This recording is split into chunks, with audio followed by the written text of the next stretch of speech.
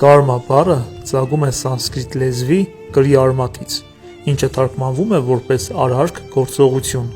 կամ ինչ-որ մի բանի կատարում։ Ցանկացած գործողություն կարմա է։ Գործնականում այս բառի նշանակությունը իր մեջ ներառում է նաև գործունեության հետևանքը։ Փիլիսոփայորեն կարմա ասելիս երբեմն հասկացվում է նաև բոլոր հետևանքները, որոնք առաջացել են անցյալում կատարած մեր գործողություններով։ Բայց կարմա յոգայում կարման բավական է, որ այն դիտարկենք ուղղակի որպես աշխատանք։ Մարդկությունը ձգտում է գիտելիքների և իմաստության։ Դա բարձրագույն նպատակ է, որ հաստատված է արևելքի փիլիսոփայությամբ։ Մարդկությունը չի ձգտում հարմարավետության, այլ ձգտում է իմաստության։ Եվ հարմարավետությունը և երջանկությունը սահմանափակ հասկացություններ են, ուստի սխալ կլինի, որ դրանք վերածենք նպատակի։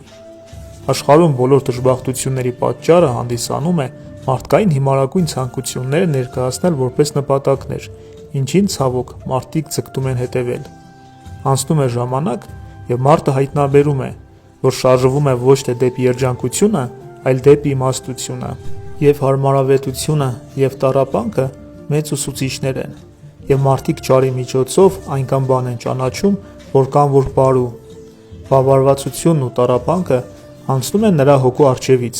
նրա մեջ թողնելով տարբեր հետքեր,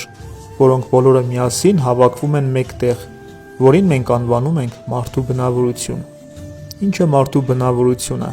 եթե ոչ անհատի միտումների զուգակցում կամ նրա բոլոր հակումների ընդհանուր գումարը։